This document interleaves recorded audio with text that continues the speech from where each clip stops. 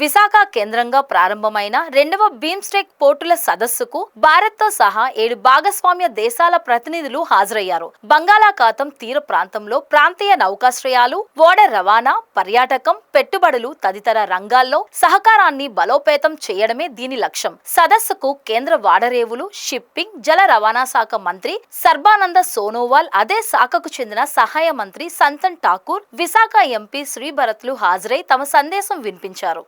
BIMSTEC అంటే Bay of Bengal initiative for multi sectoral technical and economic cooperation. రెండవ ఎడిషన్లో blue economy, innovation, sustainable partnerships అనే థీమ్తో నిర్వహిస్తున్నారు. గడిచిన దశాబ్ద కాలంలో ఆపరేషనల్, ఫైనాన్షియల్ ప్రాతిపాదికగా ప్రపంచ స్థాయిలో ఎంపిక చేసిన తొలి 30 కంటైనర్ పోస్టుల జాబితాలో భారత్ రెండింటిని కలిగి ఉండటాన్ని మంత్రులు గర్వంగా పేర్కొన్నారు. దశాబ్ద కాలంలో జల రవాణాలో మన దేశం 70% పురోభివృద్ధి సాధించిందని, కార్గో హ్యాండ్లింగ్ కెపాసిటీ రెట్టింపు అయిందని వారు తెలిపారు. 2 రోజుల కాన్క్లేవ్ లో బంగ్లాదేశ్, భూటాన్, భారతదేశం, మయన్మార్, నేపాల్, శ్రీలంక, థాయిలాండ్ దేశాల నుంచి మంత్రిత్వ శాఖల ప్రతినిధులు, పోర్ట్ అథారిటీల అధికార గణం, నౌకాశ్రయ నిపుణులు, పారిశ్రామిక ప్రతినిధులు పాల్గొన్నారు.